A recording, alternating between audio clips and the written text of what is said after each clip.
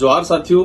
Double engine की सरकार में जिस तरह से आदिवासी समाज के इतिहास को हटाने का, उसको मिटाने का जो एक कहे कि षड्यंत्र जो रचा जा रहा है,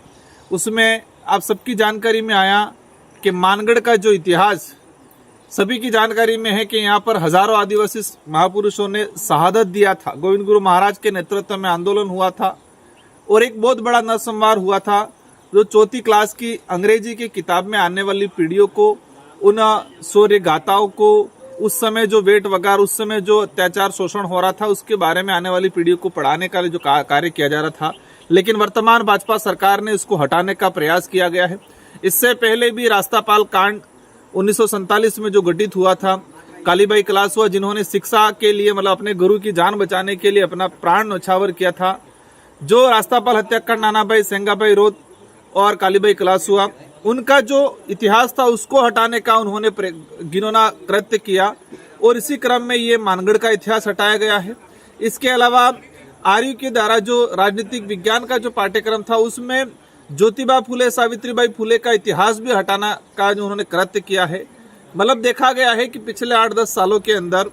एनसीईआरटी हो या सीबीएसई हो या राजस्थान स्टेट सेंट्रल गवर्नमेंट की जितने जो पाठ्यक्रम है, जो आने वाली पीढ़ी को बढ़ाने का जो कार्य कर रहा है, उन सारे पाठ्यक्रमों से आदिवासी दलित पिछड़ों के जो महापुरुष रहे हैं, और कहा जाए कि देश को आजाद कराने में जिन लोगों की मुख्य भूमिका रही है, जिन्होंने सबसे ज्यादा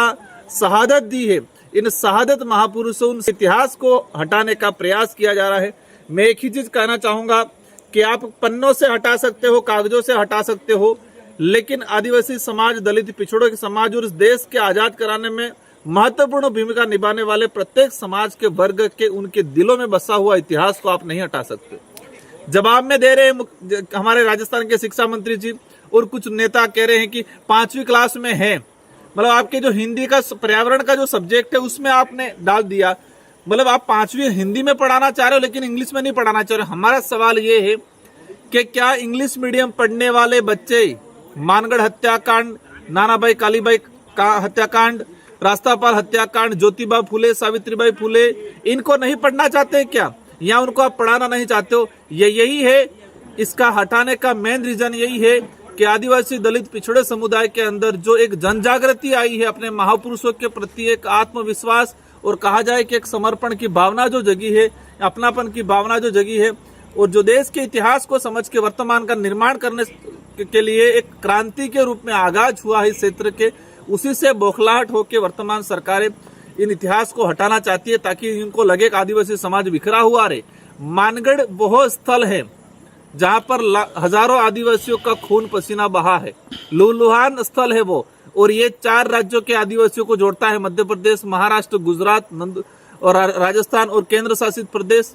दमन दीप। ये 4 राज्य और एक केंद्र शासित प्रदेश को जोड़ने वाला सेंटर पॉइंट है, एक आस्था का केंद्र है। इनका यही है कि जो बिल प्रदेश की जो डिमांड थी, वो मानगढ़ हत्याकांड का जब पढ़ेंगे तो स्वाभाविक एक अलग बिल राज कायम करने की जो डिमांड थी, उस डिमांड की ओर अग्रसर करती है ये जो हत्याकांड। तो शायद उनको लगता है कि